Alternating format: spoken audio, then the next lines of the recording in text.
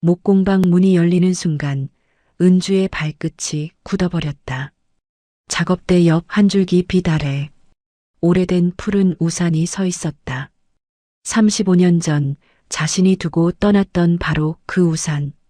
겨울밤 울음을 삼키며 차마 초인종도 누르지 못한 채 민호의 대문 앞에 세워두고 돌아선 그 우산이었다. 숨이 멎었다. 우산 천은 색이 발해 있었고 세월이 스쳐 지나간 듯 군데군데 올이 튀어 있었다. 하지만 은주의 시선을 붙잡은 건 손잡이 안쪽이었다. 나무결 사이로 비에 젖은 듯 어둡게 새겨진 두 글자. 미안. 순간 심장이 쿵 하고 떨어졌다. 누군가의 떨리는 손끝, 스탠드 아래에서 밤새 새겼을 후회와 그리움, 그 모든 시간이 그 두 글자에 응축되어 있었다. 은주는 한 걸음 뒤로 물러나며 숨을 들이켰다. 방금 전까지 단순한 목공방이던 이 공간이 순식간에 17살 겨울밤으로 뒤틀렸다. 그때 등 뒤에서 낮고 굵은 목소리가 들렸다. 은주야, 놀라서 돌아보니 민호가 작업대에서 천천히 고개를 들고 있었다. 세월로 희끗해진 머리와 주름진 손, 하지만 눈빛만큼은 35년 전 장마 아래에서 자신을 바라보던 그 눈 그대로였다. 그 우산. 버릴 수가 없었어. 우산 하나가 멈춰 있던 35년을 송두리째 흔들기 시작한 순간이었다. 이야기를 듣고 계신 모든 분들께 감사한 마음을 담아서 행운이 함께하길 바라요. 구독과 좋아요, 알림 설정은 다음 사연 제작에 큰 힘이 됩니다. 이제 다시 이야기로 돌아갈게요. 아빠가 늦게 들어오는 날이면 나는 늘 미숙이네 집으로 갔다. 은주야, 우리 집에서 저녁 먹고 가. 미숙이 엄마가 웃으며 손짓하면 나는 가방을 던지고 부엌으로 들어갔다. 혼자 집에 있는 게 싫었던 건 아니다. 그냥 미숙이네 집 부엌이 좋았다. 된장찌개 끓는 냄새, 김치 써는 소리, 작은 텔레비전에서 흘러나오는 뉴스. 그 모든 게 나에게는 집보다 더 집 같았다. 밥상 앞에 앉으면 건너편에 민호 오빠가 있었다. 말수가 적은 사람이었다. 묵묵히 밥을 먹고 가끔 미숙이 떠드는 소리에 눈만 들어보곤 했다. 그런데 이상하게도 내 밥그릇에는 늘 반찬이 더 많았다. 은주야, 많이 먹어. 민호 오빠가 젓가락으로 계란말이를 하나 더 올려주면 나는 고개만 까딱이며 받아 먹었다. 당시엔 그게 뭔지 몰랐다. 그냥 오빠가 착한 사람이라고만 생각했다. 숙제를 하다 모르는 문제가 나오면 나는 공책을 들고 민호 오빠 방으로 갔다. 오빠, 이거 모르겠어. 또 짜증난다는 듯 한숨 쉬면서도 그는 늘 공책을 받아들었다. 연필로 식을 적어가며 천천히 설명해주는 목소리. 가끔 내가 딴 생각하면 집중해하며 이마를 톡 치던 손가락. 그럴 때마다 나는 웃으며 알겠어 하고 대답했다. 설명해주는 동안 오빠의 연필 소리가 조용히 들리는 게 좋았다. 그래서 쉬운 문제도 한 번 더 물어본 적이 있었다. 어느 봄날 골목에서 넘어진 적이 있었다. 달리다가 돌부리에 걸려 무릎이 까졌다. 피가 나고 눈물이 핑 돌았는데 민호 오빠가 어디선가 나타나 내 앞에 멈춰섰다. 일어나. 말없이 손을 내밀었다. 나는 그 손을 잡고 일어섰다. 오빠는 손으로 내 무릎에 흙을 닦아주고는 조심히 다녀 한마디만 남기고 갔다. 뒷모습을 보며 나는 가슴이 이상하게 뛰는 걸 느꼈다. 아팠던 무릎보다 그 손의 온기가 더 오래 남았다. 그렇게 시간이 흘렀다. 나는 중학생이 되고 고등학생이 되었다. 여전히 아빠가 늦으면 미숙이네 집에 갔고 민호 오빠는 여전히 말없이 내 밥그릇을 챙겨주었다.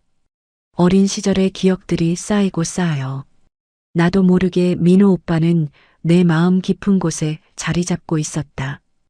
이름 붙이기 어려운 감정이었지만 오빠 옆에 앉아 있으면 마음이 괜히 어수선해졌다. 오빠가 있는 쪽으로 몸이 조금 더 기울어지는 걸 그때는 이상하게 여기지 않았다. 그 사람이 있는 곳이 내게는 집이었다. 은주가 처음 우리 집에 온 건 국민학교 3학년 때였다. 미숙이가 데려온 작고 조용한 아이. 오빠 내 친구 은주야. 미숙이 소개에 나는 고개만 끄덕였다. 처음엔 그냥 동생 친구였다. 자주 놀러와서 밥 먹고 가는 아이. 그런데 이상하게 은주만 오면 눈길이 갔다. 혼자 구석에 앉아 숙제하는 모습. 미숙이랑 웃을 때 보이는 작은 보조개. 뭔가 조심스럽게 밥을 먹는 태도. 엄마 없이 잘한다는 말을 들었다. 그래서인지 은주는 늘 조심스러워 보였다. 밥상 앞에서도 반찬을 먼저 집지 않고 기다렸다.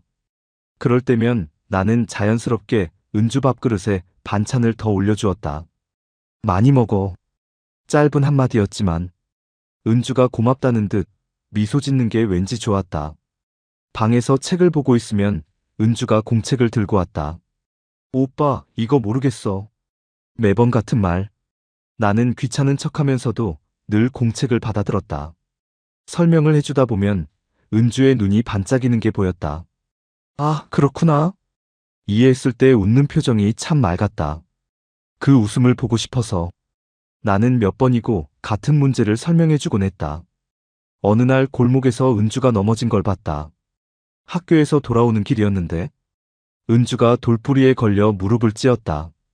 나는 가던 길을 멈추고 은주 앞으로 갔다. 일어나. 손을 내밀었다.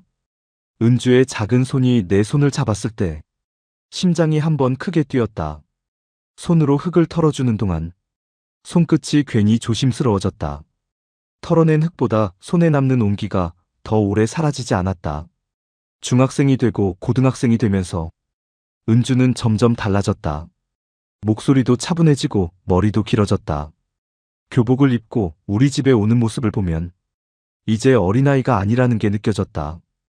은주는 여전히 우리 부엌에 앉아 저녁을 먹었고 나는 여전히 그 밥그릇을 챙겼다.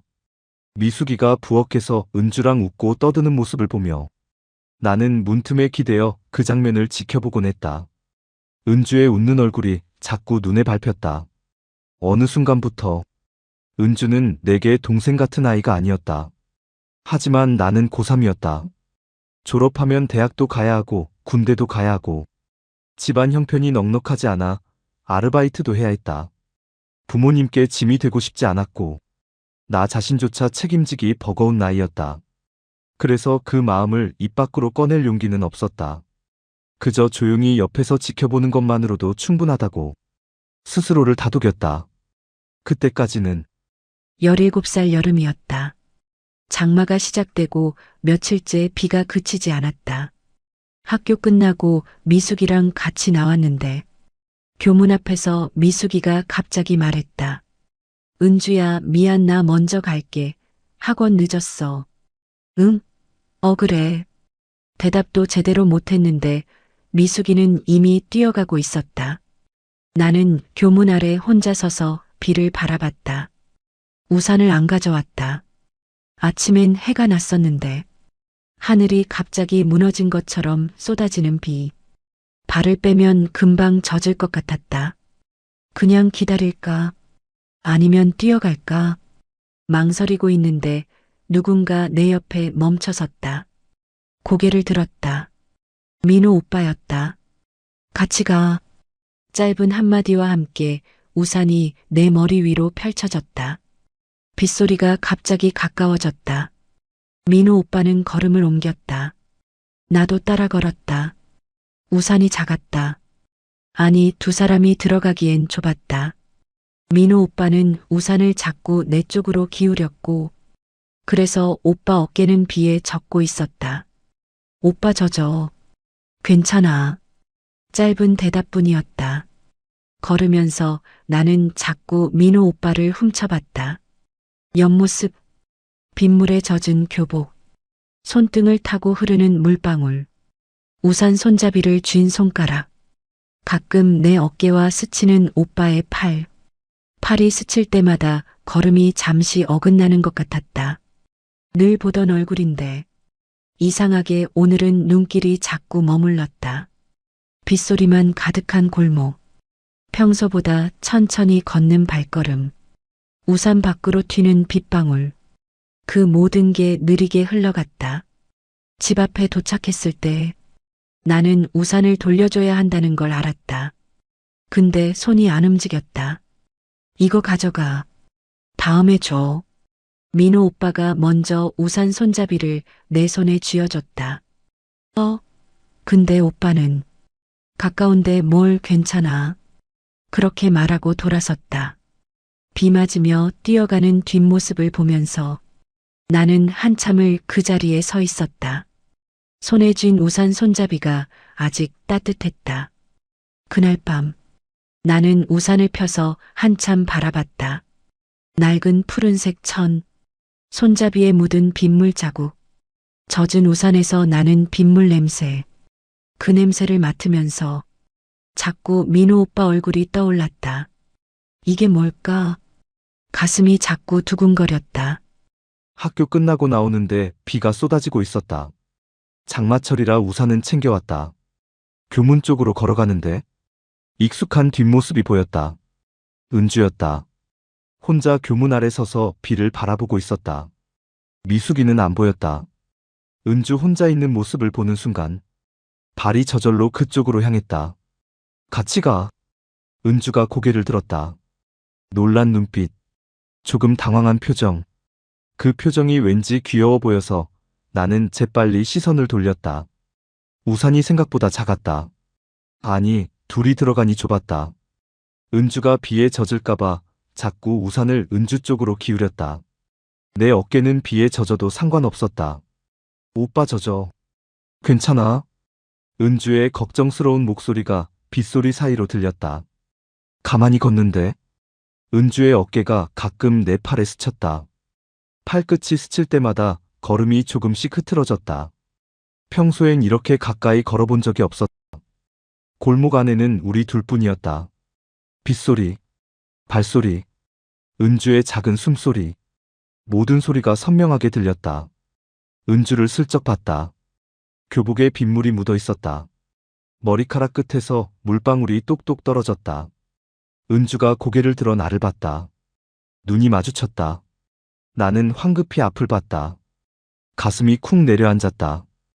은주네 집 앞에 도착했을 때 우산을 돌려받아야 하는데 그러고 싶지 않았다. 발걸음이 쉽게 멈춰지지 않았다. 우산 아래 공기가 묘하게 따뜻했다. 이거 가져가. 다음에 줘. 나는 우산을 은주 손에 쥐어줬다. 근데 오빠는 가까운데 뭘 괜찮아?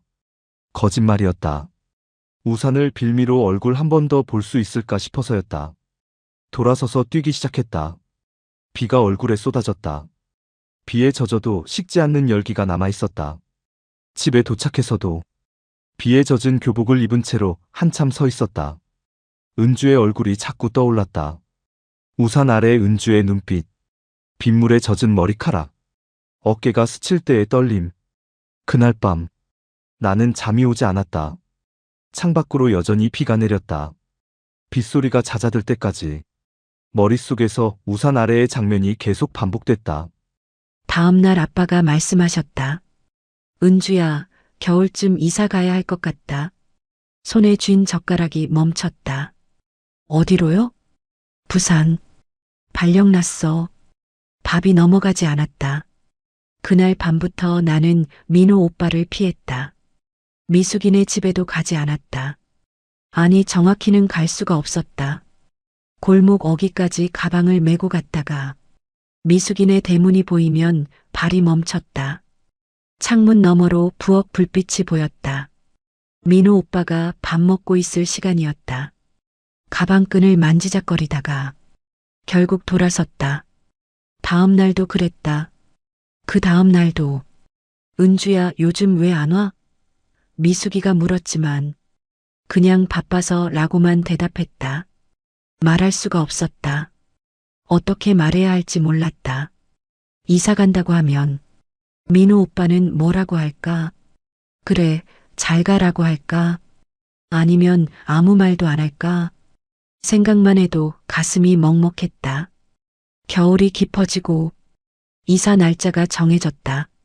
짐을 싸는 동안에도 민호 오빠한테는 한마디도 못했다. 마지막 밤이었다. 방 안에는 박스가 쌓여 있었다. 반쯤 담긴 교과서에서 오래된 종이 냄새가 났다. 벽지에는 포스터 떼어낸 자국이 그대로 남아 있었다. 달력에 동그라미 쳐놓은 날짜들이 보였다. 창밖으로 겨울바람이 불었다. 가로등 불빛이 희미하게 커튼을 스치고 지나갔다. 방구석에 세워둔 푸른 우산을 봤다. 장만날 민호 오빠가 쥐어준 그 우산. 손잡이를 잡았다 놓았다. 다시 잡았다. 창밖에서 겨울바람이 불었다. 방 안 공기가 무겁게 가라앉았다.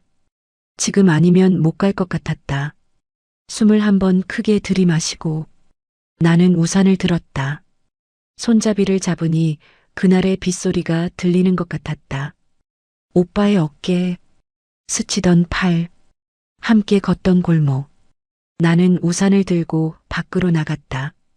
골목의 공기가 차가웠다. 민호네 집 대문 앞에 섰다. 불이 켜져 있었다. 초인종을 누르면 오빠가 나올까? 뭐라고 말해야 하지? 손이 떨려서 초인종을 누를 수가 없었다. 한참을 서 있다가 나는 우산을 대문 앞에 조용히 세워뒀다. 이것밖에 할 수 없었다. 돌아서는데 눈물이 났다. 골목을 걸어 나오는 동안 자꾸 뒤를 돌아봤다. 민호 오빠가 나올까봐, 나를 불러줄까봐. 근데 대문은 끝까지 열리지 않았다. 집에 돌아와서도 한참을 울었다. 다음 날 아침, 우리는 짐을 싣고 떠났다. 이삿짐 트럭 시동이 걸리고 바퀴가 천천히 움직였다. 차체의 진동이 손끝까지 전해졌다. 뒷창으로 점점 멀어지는 골목을 봤다. 겨울 아침 공기가 차가웠다. 트럭 창문이 서서히 흐려지며 골목이 형태를 잃어갔다. 나는 가방끈을 꼭 쥐고 있었다. 옆자리 아빠는 말없이 창밖을 보고 계셨다. 민호 오빠는 끝내보지 못했다. 늦은 밤 대문 밖에서 인기척이 들렸다. 뭔가 세워지는 소리. 나는 책을 덮고 귀를 기울였다. 발소리가 멀어졌다. 이상했다. 다음 날 아침 대문을 열고 나갔다. 대문 앞에 우산 하나가 서 있었다. 푸른색 우산. 은주가 가지고 있던 그 우산. 숨이 턱 막혔다. 우산을 집어들고 골목 쪽으로 뛰었다. 숨이 거칠어졌다. 은주야? 소리쳤지만 대답이 없었다. 골목 끝까지 뛰어갔다. 비가 가늘게 내리기 시작했다. 젖은 운동화가 시멘트 바닥을 스칠 때마다 미끄러질 듯한 소리가 났다. 비가 얼굴과 머리칼에 떨어졌다. 담벼락에 빗물이 튀는 소리가 들렸다.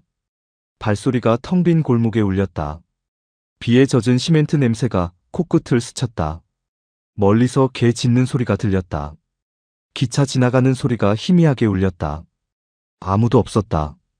비가 점점 거세게 내리기 시작했다. 겨울비였다. 우산을 펼치지 않고 그냥 서 있었다. 비에 젖어도 상관없었다. 한참을 그렇게 서 있다가 천천히 집으로 돌아왔다. 방에 들어와 우산을 펼쳤다. 젖은 우산천에서 여름비 냄새가 났다. 그날 장마의 냄새가 아직 남아있었다. 책상 서랍에서 조각칼을 꺼냈다. 우산 손잡이를 돌려 안쪽을 봤다. 나무 재질이었다. 나뭇결이 손끝으로 느껴졌다. 스탠드 불빛 아래 우산 손잡이를 놓고 칼끝을 대고 천천히 글자를 새기기 시작했다. 조각칼이 나무를 스치는 소리가 방 안에 작게 울렸다. 미음. 손끝이 떨렸다. 칼날을 멈추고 숨을 고르고 다시 움직였다. 나무가루가 책상 위로 떨어졌다. 칼끝이 미세하게 미끄러졌다. 다시 힘을 주고 마지막 획을 새겼다. 미안. 붙잡지 못해서, 말하지 못해서, 미안했다.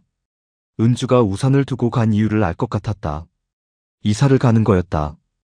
은주가 우리 집에 오지 않았던 이유도, 나를 피하던 이유도, 그제야 이해됐다. 글자를 다 새기고 나니 손끝이 떨리고 있었다. 우산을 다시 접어 방구석에 세워뒀다. 버릴 수 없었다. 이틀 뒤 미숙에게 물었다. 은주 이사 갔어? 응, 오빠 몰랐어? 부산으로 갔어. 미숙은 태연하게 대답했지만 나는 한동안 말을 잇지 못했다. 부산, 멀었다. 그날 이후 나는 그 우산을 단 한 번도 펼치지 않았다. 방구석에 세워둔 채로 그냥 두고만 봤다. 가끔 손잡이를 만지며 미안이라는 글자를 손끝으로 더듬었다. 군대를 갔다 와도, 대학을 다니는 동안에도, 목공방을 시작한 후에도 그 우산은 늘 내 곁에 있었다. 35년이 흘렀다. 우산은 빛이 바랬고 천은 낡았고 올이 군데군데 닳아 있었다. 손잡이 나무는 손때로 더 매끈해져 있었다. 나사 부분은 세월에 닳아 있었다. 가끔 꺼내면 먼지가 가볍게 일어났다. 하지만 손잡이의 글자만은 선명했다. 버릴 수 없었다. 이건 내가 은주에게 할 수 있었던 유일한 대답이었으니까. 고향 골목에 도착했을 때 익숙한 공기가 코끝을 스쳤다.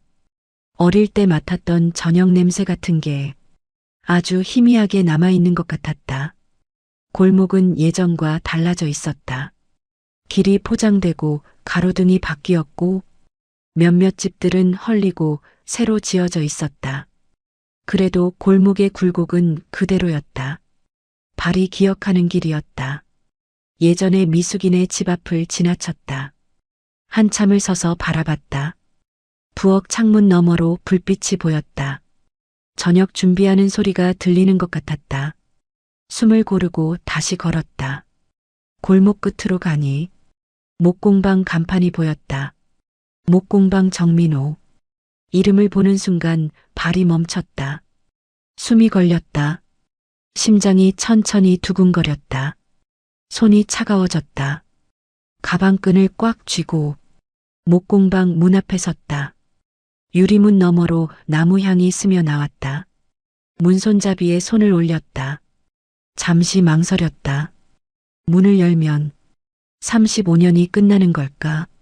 아니면 시작되는 걸까? 숨을 한번 크게 들이마시고 문을 밀었다. 딸랑. 문 위에 작은 종이 울렸다. 나무 향이 확 밀려왔다. 톱밥 냄새, 나무 기름 냄새, 오래된 작업대 냄새, 그리고 작업대 옆 한 줄기 빛 아래 오래된 푸른 우산이 서 있었다. 발끝이 굳어버렸다. 35년 전 내가 두고 떠났던 바로 그 우산. 겨울밤 대문 앞에 세워두고 돌아선 그 우산이 여기 있었다. 숨이 멎었다. 나는 한순간 내가 지금 어디에 있는지도 잊어버렸다. 세상 어디에도 없을 줄 알았던 그 우산이 이렇게 아무렇지 않게 한 줄기 빛 아래 서 있었다. 우산천은 색이 발에 있었고 세월이 스쳐 지나간 듯 군데군데 올이 튀어 있었다. 작업대 앞에 누군가 있었다. 등을 보이고 나무를 다듬고 있었다. 문소리에 그 사람이 천천히 고개를 돌렸다. 민호였다. 35년이라는 시간이 한순간에 사라졌다. 17살 여름날 우산 아래서 본 그 얼굴이 겹쳐 보였다. 백발이 조금 섞였고 주름이 생겼지만 눈빛만은 그대로였다. 민호는 나를 보고 잠시 멈춰섰다. 손에 들고 있던 끈을 내려놓았다. 왔구나. 목소리가 낮게 흔들렸다. 그 한마디에 가슴이 뜨거워졌다. 나는 고개만 끄덕였다. 말이 나오지 않았다. 오래 걸렸네. 민호가 조용히 말했다. 목에 걸린 말이 겨우 떨어졌다. 미안해요. 겨우 나온 말이었다. 민호는 천천히 다가왔다. 한 걸음, 두 걸음, 가까워질수록 17살의 장마가 다시 내리는 것 같았다. 문 여는 소리에 고개를 들었다. 등 뒤로 누군가 들어오는 기척이 느껴졌다. 천천히 돌아섰다. 은주였다. 시간이 멈춘 것 같았다. 손에 쥔 끌이 흔들렸다. 작업대에 내려놓았다. 35년 전 장마날 우산 아래서 본 은주의 얼굴이 겹쳐 보였다.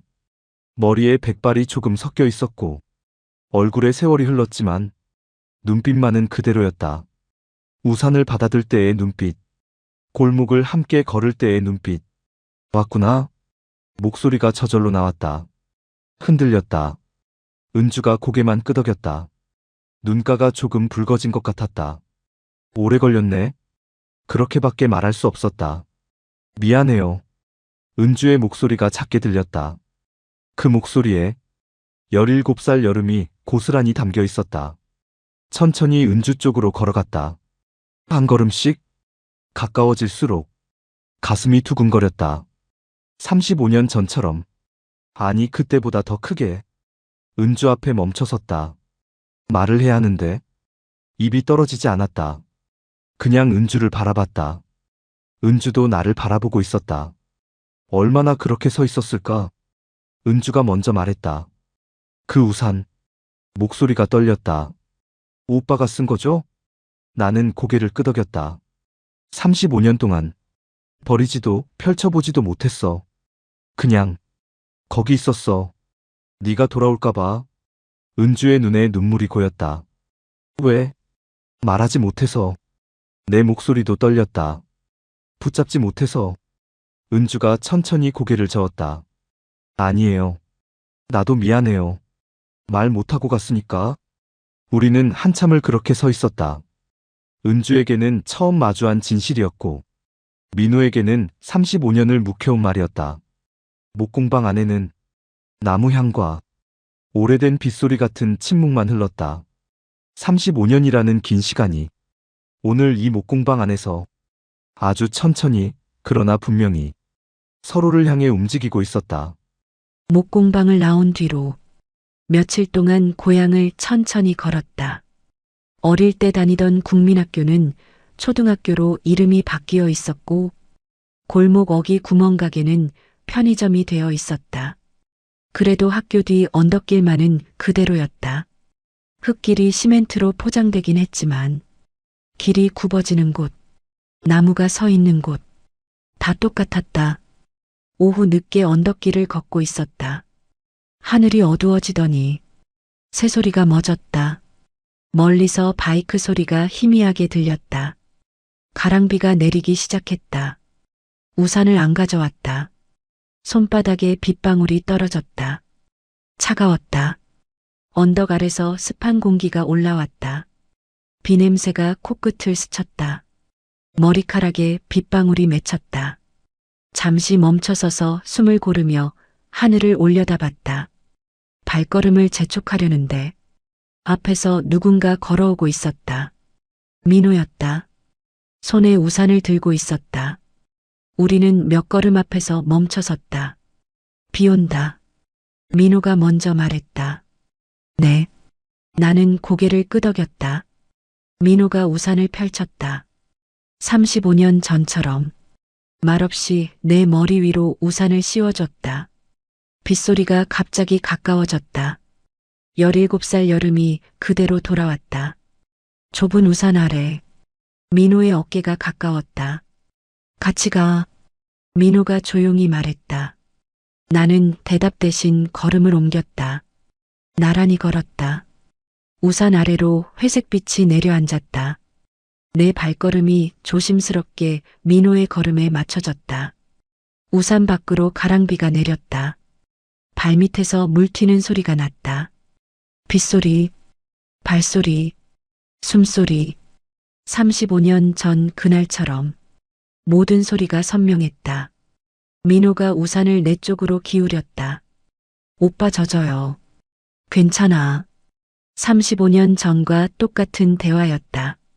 웃음이 나올 것 같았지만 동시에 눈물이 날 것 같았다. 민호의 팔이 내 어깨와 스쳤다. 그 순간 걸음이 잠시 어긋났다. 17살 때 느꼈던 그 떨림이 지금도 똑같이 느껴졌다.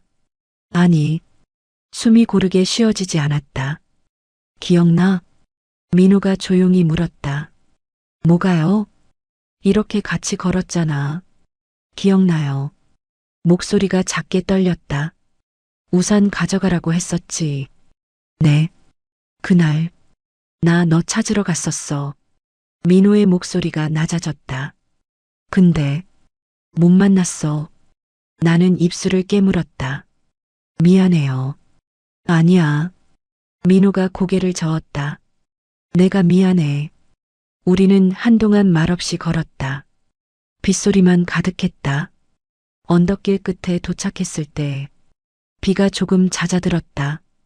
민호가 우산을 접으려다 말았다. 조금만 더 걸을까? 나는 고개를 끄덕였다. 우산 아래 공기가 따뜻했다. 이 순간이 끝나지 않았으면 좋겠다고 생각했다. 언덕길에서 은주를 봤을 때 가슴이 뛰었다. 비가 내리기 시작했는데 은주는 우산이 없었다. 나는 들고 있던 우산을 펼쳤다. 35년 전처럼 당연하게 은주에게 우산을 씌워줬다. 같이 가. 은주가 고개를 끄덕이며 걸음을 옮겼다. 나란히 걸었다. 우산을 조금 높게 들었다가 다시 낮췄다. 은주의 작은 발걸음이 내 보폭에 조심스럽게 맞춰지는 게 느껴졌다. 좁은 우산 아래 은주의 어깨가 가까웠다. 숨소리가 들렸다. 빗소리 사이로 은주의 작은 숨소리가 들렸다. 우산을 은주 쪽으로 기울였다. 오빠 젖어요. 괜찮아. 35년 전에도 이렇게 대답했었다. 아무것도 변하지 않은 것 같았다. 은주의 팔이 내 팔과 스쳤다. 걸음이 조금 흐트러졌다. 17살 때도 이랬었다. 빗물에 젖은 교복 냄새. 말하고 싶었지만 입 밖으로 꺼내지 못했던 마음. 그때의 떨림이 그대로 되살아났다. 은주와 가까워질수록 걸음이 제대로 안 됐었다. 기억나? 물어봤다. 뭐가요? 이렇게 같이 걸었잖아. 은주가 작게 대답했다. 기억나요. 목소리가 떨리는 게 느껴졌다. 나도 떨리고 있었다. 그날 나 너 찾으러 갔었어. 말하고 싶었던 얘기를 이제야 꺼냈다. 근데 못 만났어. 미안해요. 은주의 목소리가 작아졌다. 아니야, 내가 미안해. 정말 미안했다. 붙잡지 못해서, 기다려주지 못해서, 35년을 흘려보내서 빗소리만 흘렀다. 은주의 옆모습을 봤다. 백발이 조금 섞인 머리, 세월이 흐른 얼굴. 그래도 여전히 은주였다. 17살 때 우산 아래서 봤던 그 사람이었다. 언덕길 끝에서 우산을 접으려다 멈췄다. 조금만 더 걸을까? 은주가 고개를 끄덕였다. 우산 아래의 시간이 조금 더 이어졌다. 빗소리가 조용히 흘렀다. 이 순간이 또 손에서 흘러나가면 안 될 것 같았다. 이번에는 놓치고 싶지 않았다. 우산을 든 손에 조금 더 힘이 들어갔다. 은주가 조심스럽게 우산 끝을 잡았다. 손끝이 스쳤다. 따뜻했다. 35년 전보다 훨씬 더 따뜻했다. 목공방 문 앞에 섰을 때 손잡이 위에서 손이 잠시 멈췄다. 안에서 나무를 갈아내는 낮고 규칙적인 소리가 들렸다. 톱밥 냄새와 햇살이 섞여 천천히 새어나왔다. 마치 오래 시간 멈춰있던 공간에 다시 들어가는 느낌이었다. 문을 열었다. 민호는 창가에서 무언가를 다듬고 있었다. 햇살이 들어와 톱밥이 반짝이고 있었다. 왔어? 민호가 웃으며 고개를 들었다. 그 손에 푸른 우산이 들려 있었다. 우리의 우산. 이거. 내가 다가가자 민호가 우산을 들어 보였다. 올 풀어진데 좀 고쳤어. 민호가 천천히 말했다. 천도 기워 넣고 손잡이도 다시 매끄럽게 다듬었어. 우산을 받아들었다. 손끝으로 나무 손잡이를 쓰다듬었다. 오래된 나무의 온도와 민호의 손길이 겹쳐지는 느낌이었다. 35년의 손때가 그대로 느껴졌다. 미안이라는 글자도 여전히 그 자리에 있었다. 고마워요. 내 목소리가 작게 떨렸다. 민호가 나를 봤다. 은주야. 응. 이 우산 민호가 잠시 말을 멈췄다. 이제 둘이 같이 쓰면 안 될까? 가슴이 한번 크게 뛰었다. 응? 혼자 쓰기엔 너무 아까운 우산이잖아. 민호가 조심스럽게 웃었다. 35년 동안 기다렸으니까. 이제는 둘이 같이 눈물이 날 것 같았다. 웃으면서 동시에 울 것 같았다. 응, 그래요. 겨우 대답했다. 민호가 내 손을 조심스럽게 잡았다. 따뜻했다. 우산을 든 손과 민호가 잡은 손이 함께 떨리고 있었다. 은주가 목공방에 왔을 때 나는 그 우산을 고치고 있었다. 35년 동안 간직했지만 이제는 다시 쓸 수 있게 만들고 싶었다. 마치 오래 멈춰있던 시간을 다시 움직이는 기분이었다. 올이 풀어진 곳을 기웠고 천의 얼룩도 조심스럽게 닦아냈다. 손잡이는 사포로 매끄럽게 다듬었다. 미안이라는 글자만은 그대로 두었다. 그건 지우면 안 되는 것 같았다. 은주가 우산을 받아들고 손잡이를 쓰다듬는 모습을 봤다. 말을 꺼내야 할 것 같았다. 은주야? 응. 이 우산. 이제 둘이 같이 쓰면 안 될까? 은주가 나를 봤다. 눈빛이 흔들렸다. 혼자 쓰기엔 너무 아까운 우산이잖아. 35년 동안 기다렸으니까. 이제는 둘이 같이. 은주의 눈에 눈물이 맺혔다. 응. 그래요. 작은 목소리였지만 그 한마디에 가슴이 벅차올랐다. 나는 은주의 손을 잡았다. 작고 따뜻한 손. 우산을 든 손. 이제는 함께 들 손. 은주야. 다시 한번 이름을 불렀다. 이번에는 목소리가 떨렸지만 그래도 말을 이었다. 이번에는 놓치고 싶지 않아.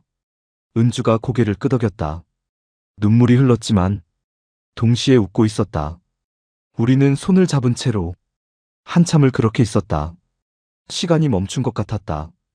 목공방 안의 톱밥 냄새와 창으로 들어오는 햇살, 우리의 호흡만이 조용히 흘렀다. 우산 위로 창밖에 햇살이 조용히 비쳤다. 35년 전 비냄새 가득했던 우산이 이제는 따뜻한 빛 속에 놓여 있었다. 그리고 우리도 조금씩 그 빛 속으로 걸어 들어가고 있었다. 밤마다 생각했다. 민호가 그날 나를 찾았다는 말, 비 맞으며 돌아다녔다는 말, 그 말들이 자꾸 마음에 걸렸다. 창밖 빗소리를 들을 때도 그날의 민호가 떠올랐다. 내가 피했던 그 몇 달이 떠오르자 가슴이 먹먹해졌다. 그때 민호는 어떤 마음이었을까? 나를 어떻게 생각했을까? 그 진심을 듣고 싶은 마음이 더 커졌다. 말하지 않으면 다시 마음을 묻어둘 것 같아서 나는 다시 목공방을 찾았다.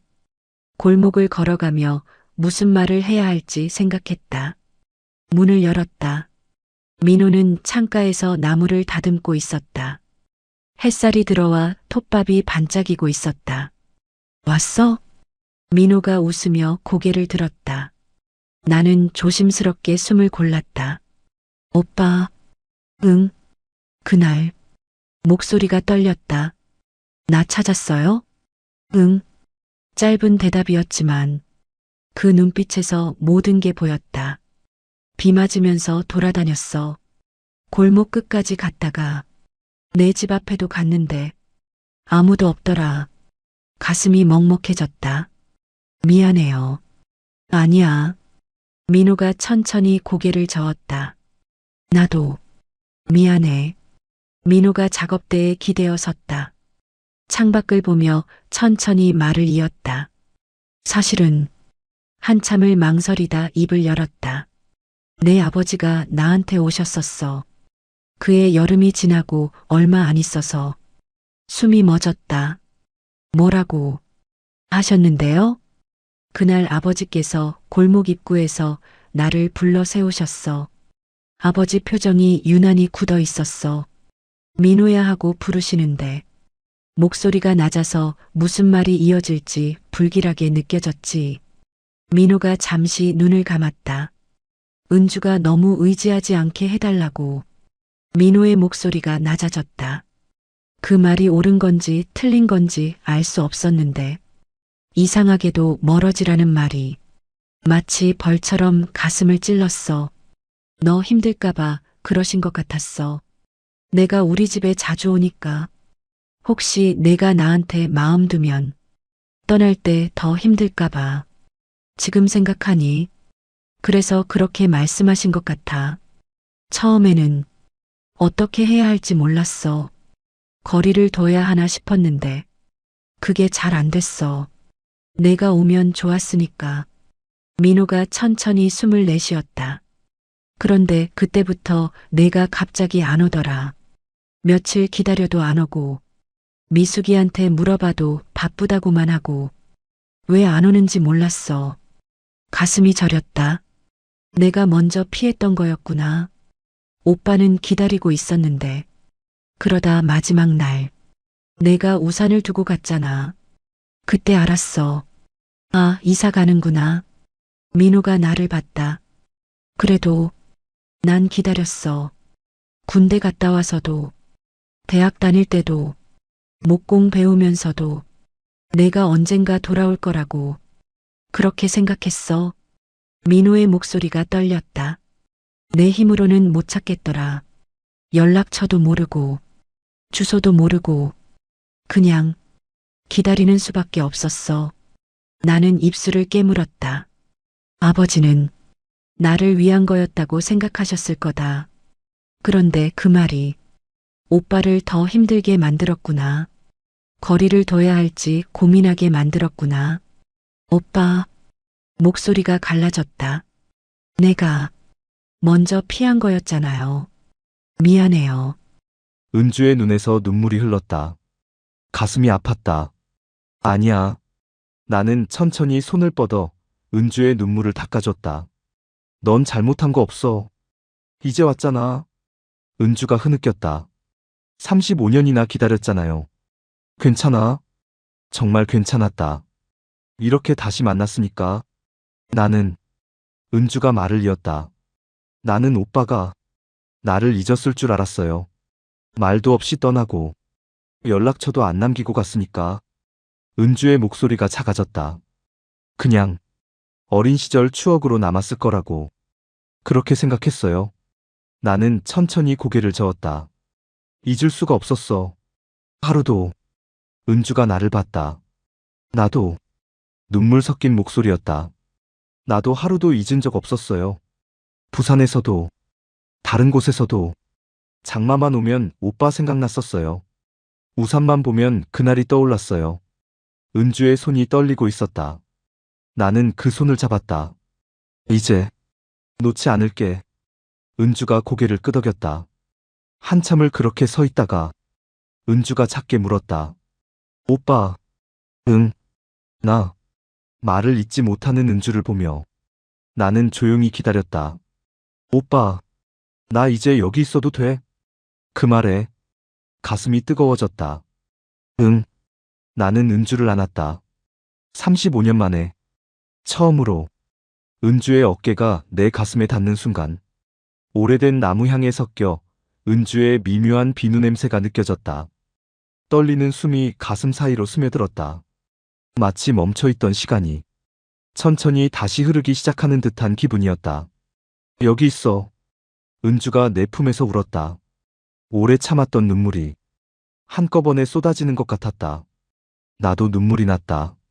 목공방 창으로 햇살이 들어왔다. 우리는 한참을 그렇게 서 있었다. 35년의 시간이 조용히 녹아내리고 있었다. 민호가 말했다. 산책 갈래?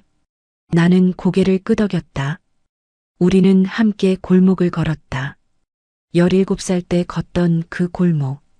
어린 시절 매일 지나다니던 그 길. 이제는 두 사람이 나란히 걷고 있었다. 민호의 걸음이 천천히 내 보폭에 맞춰졌다. 나도 조심스럽게 걸음을 맞췄다. 여기. 민호가 멈춰섰다. 예전의 미숙이네. 오빠 집 앞이었다. 여기서 너 숙제 도와줬지. 민호가 조용히 말했다. 응.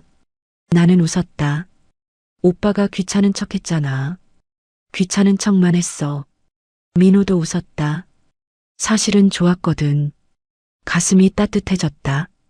우리는 다시 걸었다. 골목 어귀, 학교 가는 길, 비 오던 날 우산 씌워주던 그 자리. 모든 곳에 우리의 기억이 남아 있었다. 이 골목이 35년 동안 나보다 더 많은 걸 기억하고 있는 듯 했다. 오빠, 응, 손 잡아도 돼? 입술이 떨렸다. 그 한마디를 내뱉기까지 35년의 시간이 가슴을 지나가는 것 같았다. 민호가 잠시 멈춰섰다. 그리고 웃었다. 응. 민호가 내 손을 잡았다. 따뜻했다. 35년을 기다린 손. 이제야 잡은 손.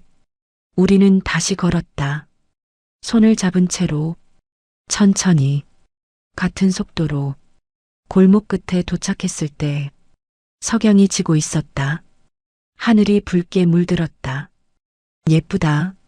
나는 중얼거렸다. 응. 민호가 대답했다. 예쁘네. 민호는 하늘이 아니라 나를 보고 있었다. 얼굴이 뜨거워졌다. 오빠. 응. 나 행복해. 민호의 손에 힘이 들어갔다. 나도. 우리는 그렇게 서서 석양을 바라봤다. 35년 만에 다시 만난 사랑. 늦었지만 그만큼 깊어진 사랑. 은주가 물었다.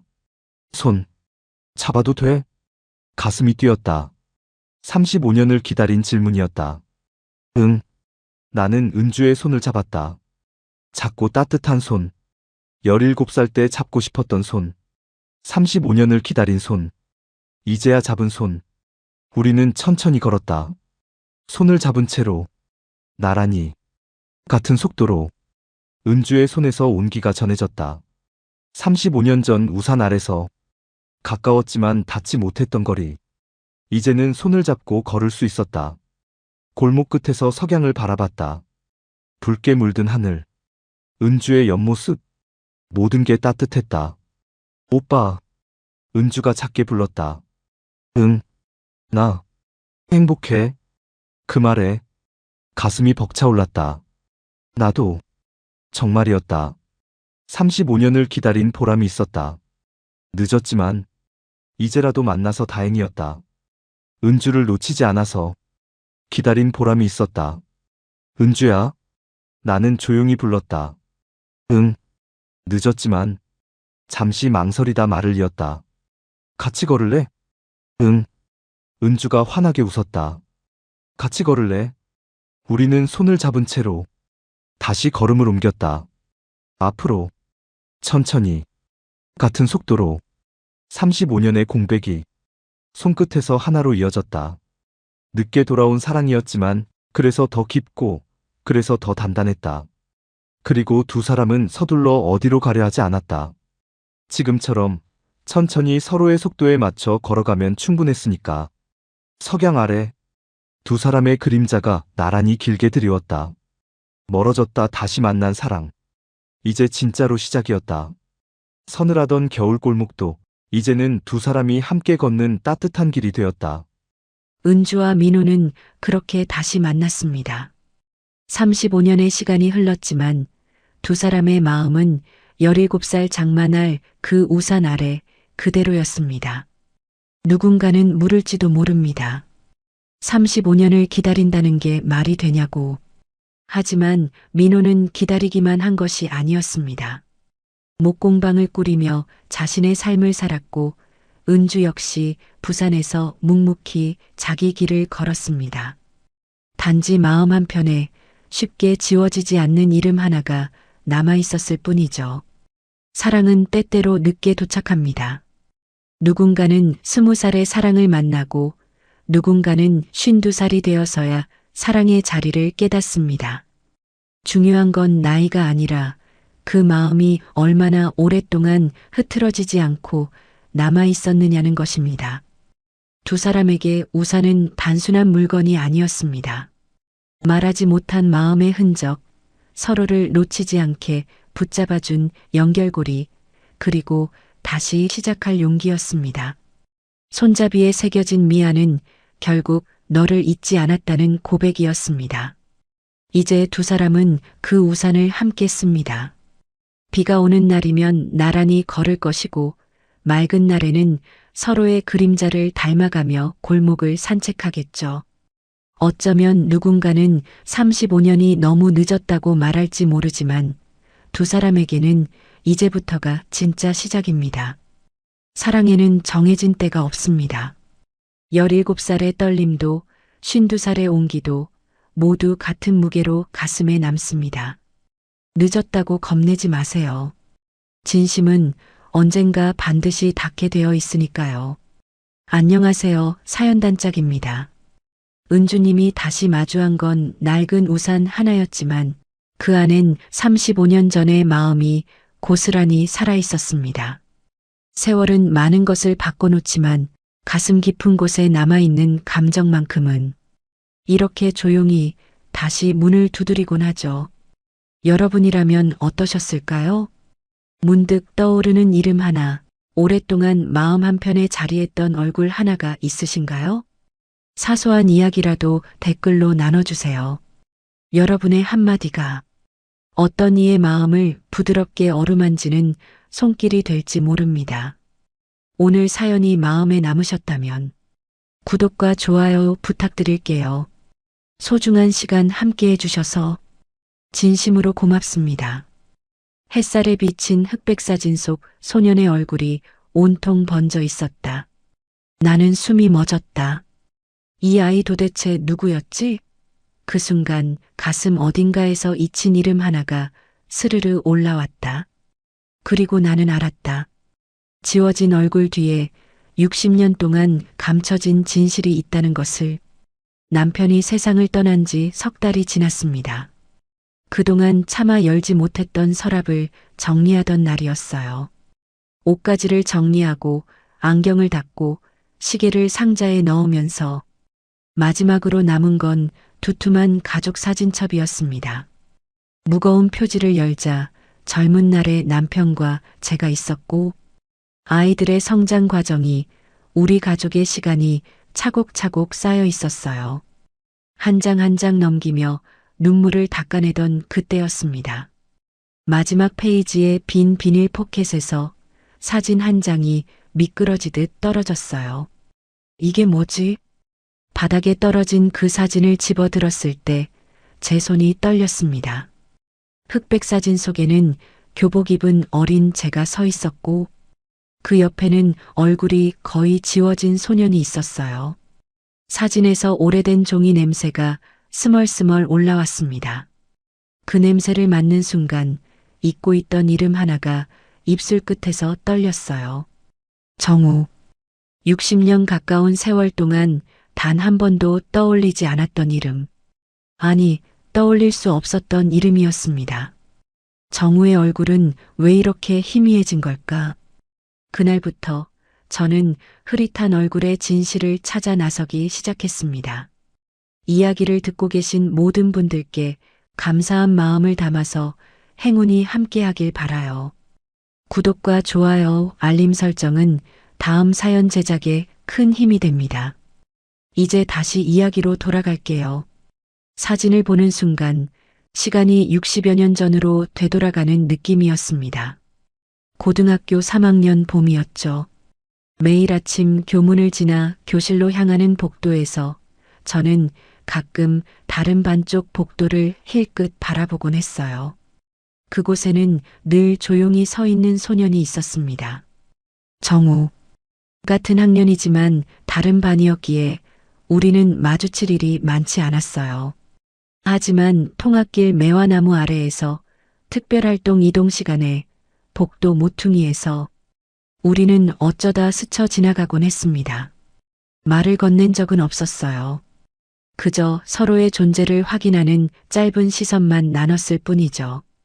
그런데 이상하게도 그 시선이 제 하루를 채웠습니다.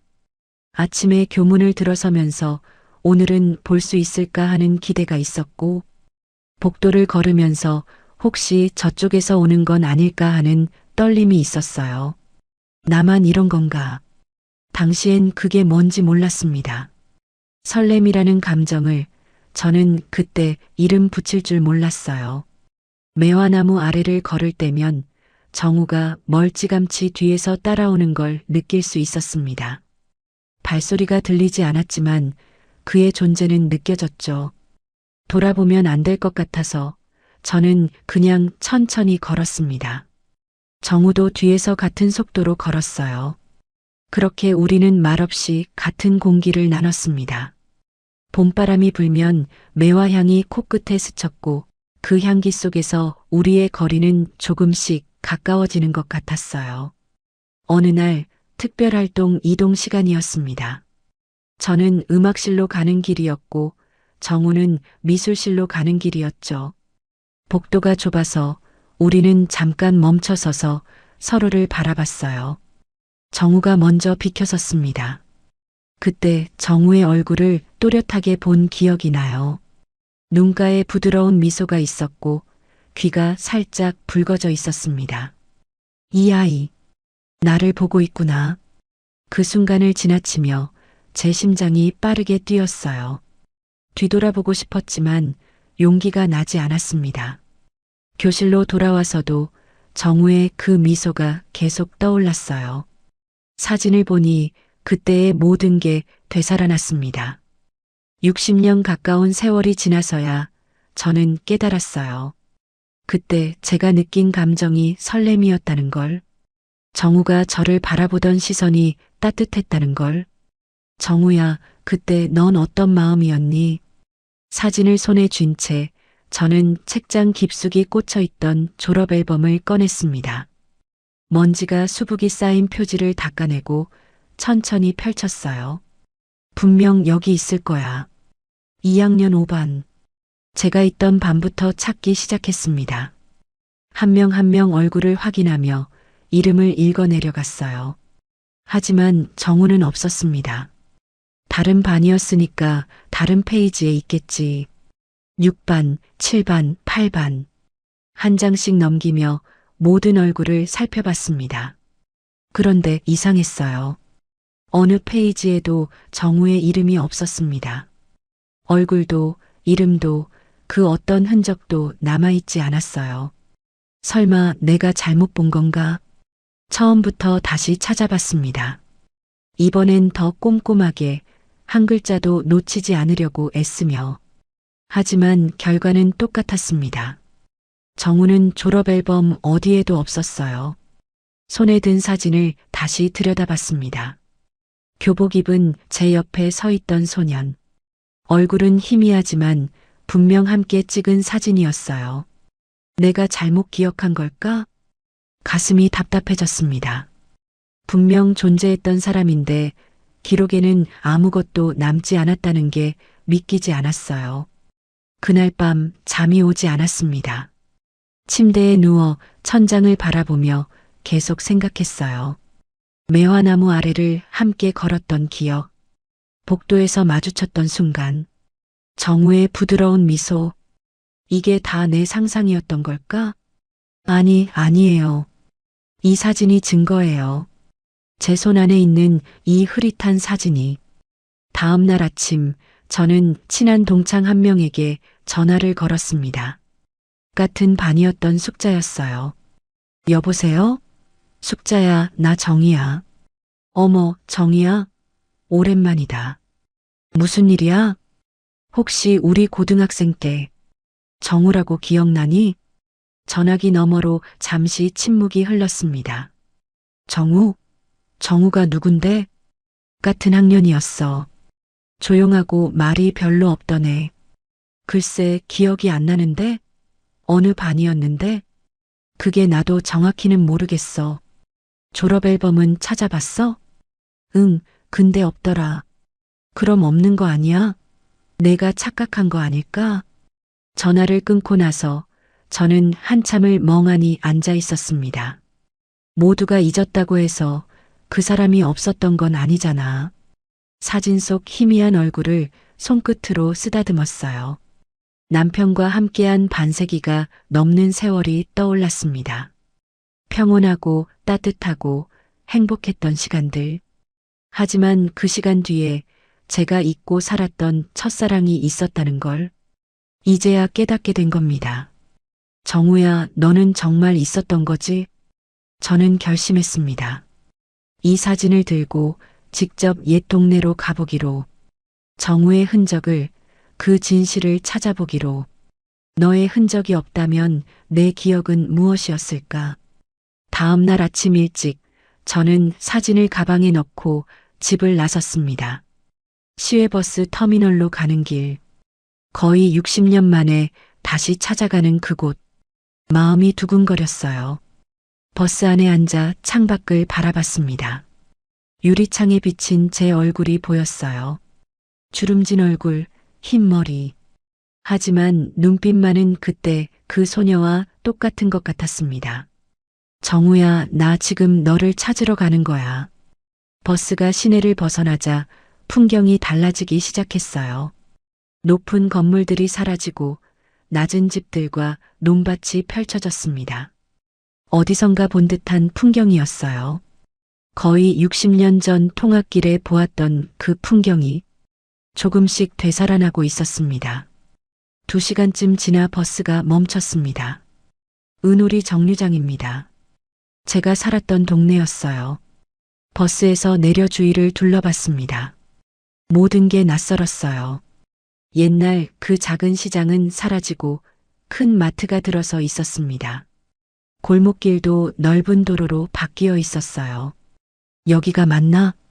잠시 망설이다가 저는 기억을 더듬으며 걷기 시작했습니다. 학교가 있던 쪽으로.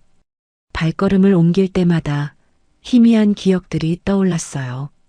저 모퉁이를 돌면 문방구가 있었고 그 옆 골목에는 떡볶이 가게가 있었죠. 하지만 이제 그 자리엔 다른 건물들이 서 있었습니다. 한참을 걷다 보니 넓은 공터가 나타났어요. 철조망이 쳐져 있고 낡은 안내판이 하나 서 있었습니다. 은호고등학교 폐교 부지. 가슴이 철렁 내려앉았습니다. 학교가 사라져 있었어요. 운동장이었던 자리엔 잡초만 무성했고 교실이 있던 곳엔 허물어진 벽돌 조각들만 남아 있었습니다. 철조망 틈으로 안을 들여다봤어요. 그때 눈에 익은 것이 보였습니다. 공터 한쪽 구석에 매화나무 몇 그루가 서 있었어요. 60년 가까운 세월을 견뎌낸 그 나무들. 제 발이 저절로 움직였습니다. 철조망을 따라 돌아가 나무 가까이 다가갔어요. 비록 철조망 너머였지만 나무는 여전히 그 자리에 있었습니다. 굵어진 가지, 거친 껍질. 하지만 분명 그 나무였어요. 제가 매일 아침 지나다니던 그 매화나무. 봄이면 하얀 꽃을 피우던 그 나무였습니다. 나무 아래 서자 갑자기 기억 하나가 번개처럼 떠올랐어요. 사진 한 장 찍을까? 누군가의 목소리. 조용하지만 따뜻한 목소리였습니다. 누가 먼저 말했던 걸까? 기억이 흐릿했어요. 하지만 분명 이 나무 아래에서 우리는 사진을 찍었습니다. 정우와 저 단둘이. 카메라를 든 사람은 지나가던 누군가였을 거예요. 우리는 나란히 서서 카메라를 바라봤죠. 그때의 봄바람이 느껴지는 것 같았습니다. 매화 향기가 코끝을 스치고 정우의 어깨가 제 어깨 옆에 있던 그 순간 가방에서 사진을 꺼내 들었습니다. 흐릿한 얼굴의 정우와 수줍게 웃고 있는 어린 저. 사진 속 배경과 지금 제 앞에 있는 매화나무가 겹쳐졌어요. 여기였구나, 바로 이 자리였어. 눈시울이 뜨거워졌습니다. 60년 가까운 시간이 지났지만 나무는 그대로였고 그날의 기억도 아직 살아 있었어요. 정우야, 그날 우리의 마지막은 무엇이었을까? 매화나무를 뒤로하고 저는 옛 기억을 더듬으며 골목을 걸었습니다. 3.14진관이 어디쯤이었지? 학교 앞 큰 길에서 2번째 골목을 들어가면 있었던 것 같았어요. 그곳에서 우리는 학생증 사진도 찍고 졸업사진도 찍었죠. 골목 입구가 보였습니다. 예전보다 좁아 보였어요.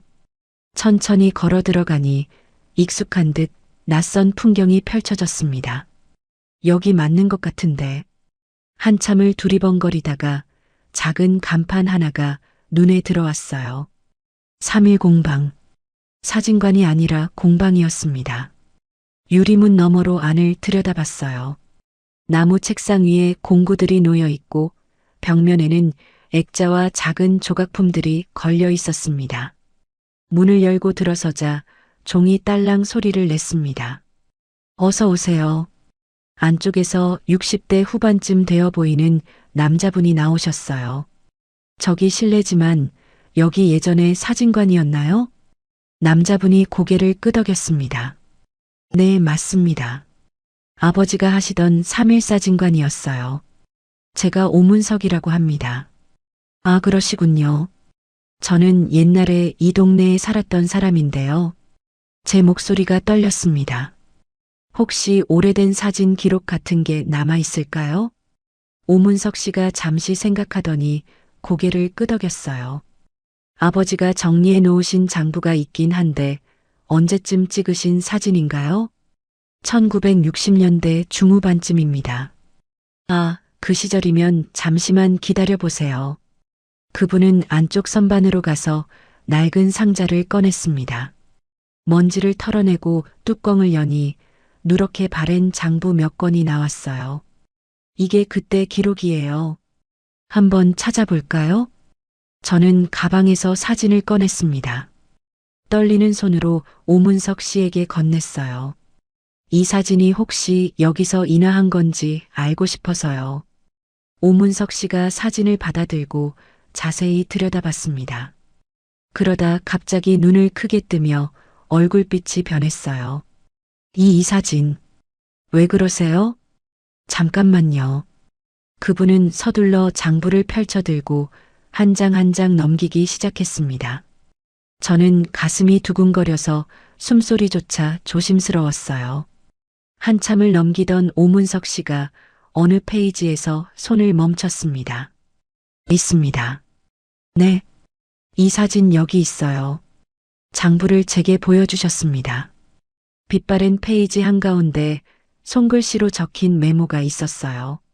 한정의 매화나무 앞 1968년 4월. 그리고 그 옆에 붉은 별표가 그려져 있었습니다. 이 별표는 뭔가요? 오문석 씨가 장부 구석을 가리켰습니다. 거기에 작은 글씨로 메모가 적혀 있었어요. 이정우 마이너스 전달 부탁. 제 손이 떨렸습니다. 심장이 빠르게 뛰었어요. 정우가 이걸 남긴 건가요? 그런 것 같습니다.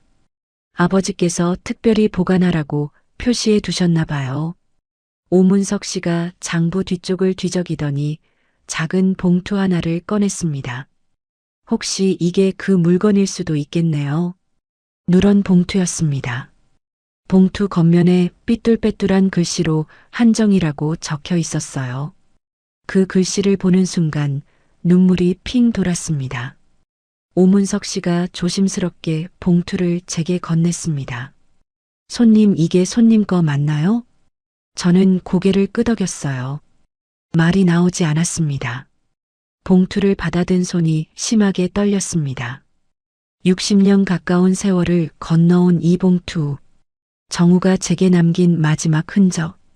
정우야, 내가 나에게 남긴 게 있었구나. 봉투를 가슴에 꼭 안았습니다. 안에 무엇이 들어있을까? 두려우면서도 알고 싶었습니다. 정우가 나에게 남긴 게 있다고? 공방 밖으로 나와 저는 근처 벤치에 앉았습니다. 봉투를 무릎 위에 조심스럽게 올려놓았어요. 한참을 그대로 앉아 있었습니다. 열어도 될까? 마음의 준비가 필요했어요. 60년 가까운 세월을 건너온 정우의 마음. 그 마음을 마주할 용기가 있을까? 손이 떨렸습니다. 천천히 봉투를 열었어요. 안에는 접힌 편지 한 장이 들어 있었습니다. 누렇게 바랜 종이. 떨리는 손으로 편지를 펼쳤습니다. 떨리는 필체로 글씨가 적혀 있었어요. 정희야. 첫 단어부터 눈물이 났습니다. 오늘 드디어 용기를 내서 너에게 말하려고 했어. 매화나무 아래에서 기다렸는데 내가 오지 않더라.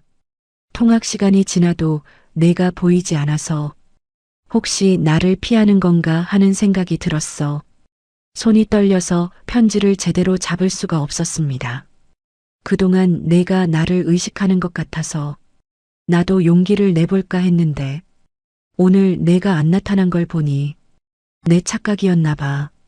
숨이 막혔습니다. 그래서 나 떠날게. 가족이 다른 곳으로 이사를 가게 됐어. 갑자기 정해진 일이라 인사도 못하고 가게 됐네. 이 편지는 사진관 아저씨께 부탁했어. 언젠가 내가 찾아올 수도 있을 것 같아서. 행복하게 살아, 정희야. 편지 끝에 날짜가 적혀 있었습니다. 1968년 4월 12일. 그 날짜를 보는 순간 기억이 번개처럼 떠올랐습니다. 4월 12일. 그날이었구나. 저는 고열로 알아누워 있었어요. 전날 밤부터 열이 나기 시작했고 아침에 일어나지 못할 정도로 심했죠. 어머니가 학교에 결석 연락을 하셨고 저는 하루 종일 집에서 누워 있었습니다. 단 하루 딱 하루만 쉬었던 날. 그날 정우는 매화나무 아래에서 저를 기다렸던 거예요. 용기를 내서 마음을 전하려고. 하지만 저는 나타나지 않았고 정우는 제가 자신을 피한다고 오해했던 겁니다. 정우야, 나는 아팠던 거야. 너를 피한 게 아니었어. 가슴이 찢어지는 것 같았습니다. 다음 날 제가 학교에 갔을 때 정우는 이미 떠나고 없었어요. 전학생이라 학교 기록에도 제대로 남지 않았고 졸업 앨범에도 실리지 않았던 겁니다. 단 하루, 딱 하루의 엇갈림이 우리의 모든 것을 바꿔버렸습니다. 편지를 가슴에 꼭 안았습니다. 눈물이 멈추지 않았어요. 만약 그날 내가 학교에 갔더라면, 만약 정우가 하루만 더 기다려줬더라면, 하지만 이미 늦었습니다. 60년이라는 시간이 흘렀습니다. 정우는 지금 어디에서 무엇을 하고 있을까요? 벤치에 앉아 한참을 울었습니다. 지나가는 사람들이 쳐다봤지만 상관없었어요. 60년 동안 흐르지 못했던 눈물이 이제야 흘러내리고 있었습니다. 정우야, 나는 한 번도 널 피한 적이 없었어. 단 하루, 딱 하루만 아팠을 뿐이야. 편지를 다시 펼쳐 읽었습니다. 떨리는 글씨 하나하나에서 정우의 마음이 느껴졌어요. 설렘, 기대, 그리고 실망. 모든 감정이 그 글씨 속에 담겨 있었습니다. 해가 기울기 시작했습니다. 벤치에서 일어나 편지를 조심스럽게 봉투에 넣었어요. 이제 알았습니다. 왜 정우의 얼굴이 희미했는지, 왜 기록에 남지 않았는지, 그리고 왜 이 사진이 저에게 다시 돌아왔는지. 정우야, 내 마음이 이제야 나에게 닿았어. 집으로 돌아오는 버스 안에서 저는 계속 생각했습니다. 정우는 지금 어디에 있을까? 만나볼 수 있을까? 가방 속 편지가 자꾸만 신경 쓰였어요. 집에 도착하자마자 저는 다시 숙자에게 전화를 걸었습니다. 숙자야, 나 또 정이야. 어머, 왜? 무슨 일 있어? 혹시 이정우라는 이름 정말 기억 안 나니? 정이야, 내가 그때도 말했잖아. 정말 기억이 안 난다니까. 그럼 혹시 다른 반 애들 연락처 있어? 누구라도 좋으니까. 숙자가 한숨을 쉬었습니다. 뭔가 찾은 거야? 응, 편지를 찾았어. 그 애가 나한테 남긴. 그래. 잠깐만, 7반이었던 명숙이 연락처 줄게. 걔가 기억력이 좋거든. 숙자에게 받은 번호로 전화를 걸었습니다. 벨이 울리는 동안 가슴이 두근거렸어요. 여보세요? 저 은호고등학교 박명숙 씨 맞으세요? 저는 동창 한정이에요. 아, 정이야? 오랜만이다. 무슨 일이야? 아, 잘 지냈어? 혹시 이정우라고 기억나? 우리 학년이었던. 전화기 너머로 잠시 침묵이 흘렀습니다. 정우? 아, 잠깐만 다니다가 전학가네? 가슴이 뛰었습니다. 응, 맞아. 기억나? 어렴풋이 기억나네. 조용하고 말이 없던 애였지. 갑자기 웬일이야? 그 애가 지금 어디 사는지 혹시 알 수 있을까? 글쎄, 나도 잘 모르겠는데. 잠깐만, 우리 반에 오지랖 넓고 마당발인 친구 있는데 한번 알아볼게. 소식 아는 애가 있을 거야. 며칠 후 명숙에게서 다시 연락이 왔습니다. 정희야, 정우 소식 알아냈어. 정말? 지금 어디 살아? 전화기 너머로 긴 침묵이 흘렀습니다. 정희야, 정우, 이 세상에 없대. 순간 귀가 멍해졌습니다. 뭐라고? 10년도 넘었대. 병으로. 전화를 끊고 나서 저는 한참을 그 자리에 서 있었습니다. 다리에 힘이 풀려서 바닥에 주저앉았어요. 늦었구나. 이미 늦어버렸어. 눈물이 나올 것 같았지만 이상하게 눈물은 나오지 않았습니다. 대신 가슴속에서 뭉클한 온기가 밀려왔어요. 거실 창가로 가서 앉았습니다. 가방에서 편지와 사진을 꺼내 무릎 위에 놓았어요. 햇살이 사진 위로 부드럽게 내려앉았습니다. 정우야, 만날 수 없다는 게 슬펐지만 동시에 따뜻함이 밀려왔습니다. 정우도 저를 마음에 품고 있었다는 것. 그 마음이 60년 가까운 세월을 건너 제게 왔다는 것. 그것만으로도 충분했어요. 편지를 다시 펼쳐 읽었습니다. 행복하게 살아, 정희야. 마지막 문장이 가슴에 와닿았어요. 저는 행복하게 살았을까요? 남편과 함께한 세월, 아이들을 키우며 보낸 시간. 평범했지만 따뜻했던 그 시간들. 응, 나는 행복했어, 정우야. 창밖으로 봄바람이 불어왔습니다. 어디선가 매화 향기가 스치는 것 같았어요. 정우야, 내 마음이 이제야 나에게 닿았어. 너무 늦게 받았지만 그래도 받을 수 있어서 고마워. 편지를 조심스럽게 접어 작은 상자에 넣었습니다. 그리고 창가 햇살이 잘 드는 곳에 놓았어요. 이제 이 마음을 어떻게 보내야 할까요? 아니, 보낼 필요가 있을까요? 정우야, 내 마음, 내가 잘 간직할게. 며칠이 지났습니다. 제 손 안에는 여전히 그 흐릿한 사진이 있었어요. 정우의 얼굴이 거의 지워진 그 사진. 왜 정우 얼굴만 이렇게 바랜 걸까? 정우의 얼굴을 제대로 보고 싶어. 편지를 통해 정우의 마음을 알게 되었지만 정작 정우의 얼굴은 여전히 흐릿했어요. 그 얼굴을 보고 싶었습니다. 문득 오문석 씨가 떠올랐어요. 사진 복원 작업을 한다고 하셨던 것 같았습니다. 다음 날 저는 다시 3일 공방을 찾았습니다. 어서 오세요. 또 오셨네요. 오문석 씨가 반갑게 맞아주셨어요. 저 혹시 오래된 사진 복원도 하시나요? 네, 합니다. 어떤 사진인데요? 저는 가방에서 흐릿한 사진을 꺼냈습니다. 이 사진 얼굴이 너무 희미해서요. 다시 볼 수 있을까요? 오문석 씨가 사진을 받아들고 자세히 살펴봤습니다. 아, 이건 사진 보존 상태가 안 좋아서 그런 것 같네요. 습기나 빛에 오래 노출되면 이렇게 바래집니다. 복원할 수 있을까요? 한번 해볼게요. 디지털 스캔으로 원본을 살려낼 수 있을 겁니다. 오문석 씨는 안쪽 작업실로 사진을 가져갔어요. 정밀한 스캐너 위에 사진을 조심스럽게 올려놓았습니다. 시간이 좀 걸릴 텐데 기다리시겠어요? 네, 기다릴게요.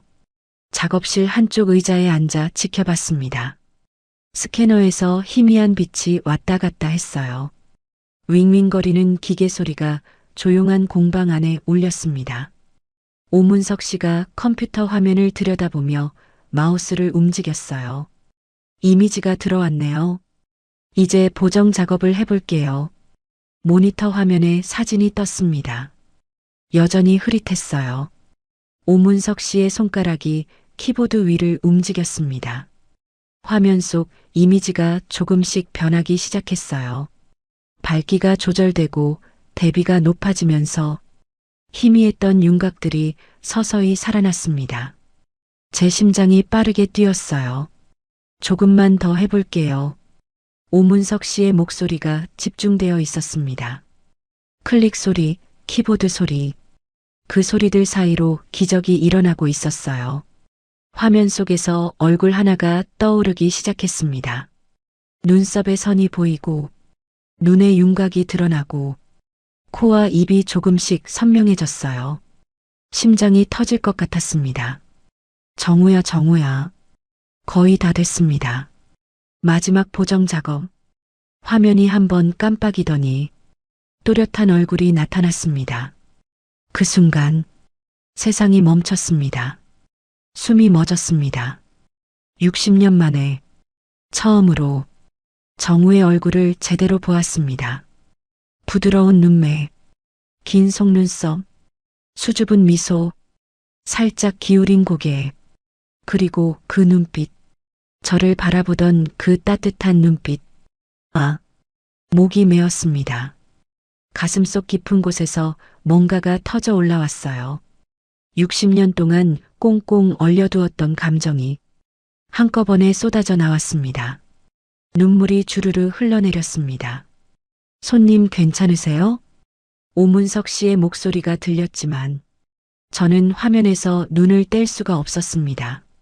정우가 거기 있었어요. 살아있는 것처럼 지금 이 순간 저를 보고 있었습니다. 정우야, 내가 이렇게 나를 보고 있었구나. 이런 얼굴로, 이런 미소로 나를 바라보고 있었던 거구나. 손이 저절로 화면으로 갔습니다. 떨리는 손끝으로 화면 속 정우의 얼굴을 쓰다듬었어요. 차가운 모니터 화면이었지만 정우의 온기가 느껴지는 것 같았습니다. 정우야, 미안해. 몰라서. 미안해. 내 마음을 몰라서. 눈물이 멈추지 않았습니다. 하지만 슬픈 눈물만은 아니었어요. 그리움, 설렘, 후회, 감사함. 모든 감정이 뒤섞인 눈물이었습니다. 60년이라는 시간을 뛰어넘어 지금 이 순간 정우와 마주하고 있었습니다. 이 정도면 괜찮을 것 같은데요. 오문석 씨가 조심스럽게 말했습니다. 저는 고개를 끄덕였어요. 말이 나오지 않았습니다. 한참을 그렇게 화면을 바라보다가 겨우 입을 열었습니다. 고맙습니다. 정말 고맙습니다. 떨리는 목소리였어요. 오문석 씨가 조용히 물었습니다. 출력해 드릴까요? 네, 부탁드려요. 프린터에서 사진이 나왔습니다. 방금 전까지 흐릿했던 얼굴이 이제는 선명하게 살아 있었어요. 사진을 손에 들고 밖으로 나왔습니다. 햇빛 아래로 복원된 사진을 들고 서 있었어요. 정우가 거기 있었습니다. 선명하게, 또렷하게 60년 만에 만난 정우의 얼굴. 봄바람이 불었어요. 어디선가 매화 향기가 스치는 것 같았습니다. 60년 전 그날의 봄바람, 그날의 설렘, 그날의 따뜻함, 모든 게 되살아났습니다.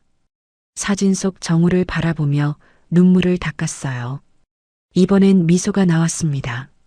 정우야, 60년 동안 흐릿했던 내 얼굴, 이제야 제대로 보게 됐어. 이제야 내가 누군지 알겠어. 흐릿했던 기억이 선명해졌고, 잊었던 감정이 되살아났고, 숨겨두었던 첫사랑이 다시 피어났습니다. 정우야, 이제 내 얼굴을 잊지 않을게. 집으로 돌아와 저는 복원된 사진과 편지를 꺼냈습니다. 거실 테이블 위에 조심스럽게 펼쳐놓고 한참을 바라봤어요. 정우의 선명한 얼굴, 떨리는 글씨로 적힌 편지, 60년 가까운 세월 만에 제게 온 마음. 작은 나무 상자를 꺼내 천을 깔았습니다. 사진과 편지를 정성스럽게 넣고 뚜껑을 닫았어요. 창가로 가서 상자를 햇살이 잘 드는 곳에 놓았습니다. 따뜻한 봄볕이 상자 위로 부드럽게 내려앉았어요. 정우야, 여기 있을게. 내 마음 여기 있을게. 며칠 후 다시 버스를 탔습니다. 은오리로 가는 버스. 이번에는 마음이 달랐어요. 처음 갔을 때의 떨림과 두려움 대신 고요한 평온함이 있었습니다. 폐교터에 도착했습니다. 철조망 너머 매화나무가 보였어요. 이번엔 봄이었습니다. 나무가지마다 하얀 꽃이 가득 피어 있었어요. 철조망 앞에 서서 꽃을 바라봤습니다. 60년 전 정우와 함께 이 나무 아래 섰던 그날처럼 봄바람이 불어왔어요. 매화 향기가 코끝을 스쳤습니다. 눈을 감았습니다. 바람이 뺨을 스치고 향기가 가슴을 채우고 봄의 온기가 온몸을 감쌌어요. 그 순간 정우가 옆에 서 있는 것 같았습니다. 말없이 조용히 그렇게 함께 서 있는 것 같았어요. 정우야, 너는 평생 나를 기다리고 있었구나. 단 하루의 엇갈림이었지만 내 마음은 평생 여기 남아 있었던 거야. 눈을 떴습니다. 매화꽃이 바람에 흔들리고 있었어요. 꽃잎 하나가 바람에 날려 제 손 위에 떨어졌습니다. 조심스럽게 꽃잎을 집어들었어요. 작고 하얀 꽃잎. 60년 전에도 이렇게 피었을 꽃. 정우도 이 꽃을 봤을까요? 저를 생각하며 이 꽃을 바라봤을까요? 꽃잎을 가슴에 품었습니다. 고마워, 정우야. 후회는 없었습니다. 물론 만날 수 있었다면 좋았겠죠. 단 한 번이라도 제대로 인사할 수 있었다면. 하지만 지금 이 순간 저는 후회보다 감사함을 느꼈어요. 정우의 마음을 알게 된 것, 그 마음이 제게 닿은 것, 그것만으로도 충분했습니다. 남편과 함께한 세월도 소중했고 아이들과 보낸 시간도 행복했어요. 그 모든 것이 제 삶이었습니다. 그리고 이제 정우의 마음도 제 삶의 일부가 되었습니다. 버스 정류장으로 돌아가는 길, 발걸음이 가벼웠어요. 가슴 속에는 따뜻한 온기가 남아 있었습니다. 앞으로 남은 시간, 저는 더 따뜻하게 살아가고 싶었어요. 한 사람 한 사람에게 더 진심을 담아 매 순간을 더 소중히 여기며 후회 없이 정우야, 내가 알려줬어. 마음은 시간을 건너간다는 걸. 진심은 결국 닿는다는 걸. 그러니까 나도 남은 시간 동안 진심으로 살아갈게. 버스 창밖으로 매화나무가 멀어져 갔습니다. 하지만 괜찮았어요. 이제 정우는 제 마음속에 있으니까요. 선명하게, 또렷하게, 다시 피어난 봄처럼. 안녕하세요, 사연단짝입니다. 정희님이 다시 마주한 건 오래된 흑백 사진이었지만 그 속엔 여전히 따뜻한 마음이 살아 있었습니다. 세월은 얼굴을 흐리게 했지만 그날의 설렘과 첫사랑의 온도는 지워지지 않았던 거죠. 우리는 살아가며 많은 기억을 흘려보내지만 마음 깊은 곳에 남아있는 감정은 어느 순간 이렇게 조용히 모습을 드러내곤 합니다. 여러분이라면 어떠셨을까요? 오래된 앨범 속 한 장의 사진이 다시 한번 마음을 두드린다면 그 감정을 부드럽게 꺼내어 바라볼 수 있으셨을까요? 혹시 여러분도 문득 떠오르는 이름 하나, 오랫동안 가슴 한편에 머물러 있던 얼굴 하나가 있으신가요? 그 작은 이야기라도 댓글로 나누어 주세요. 여러분의 댓글 한 줄이 누군가의 밤을 따뜻하게 덮어주는 이불이 될지도 모릅니다. 오늘 사연이 마음의 작은 온기로 남았다면 구독과 좋아요 부탁드려요. 소중한 시간 함께 해주셔서 진심으로 고맙습니다.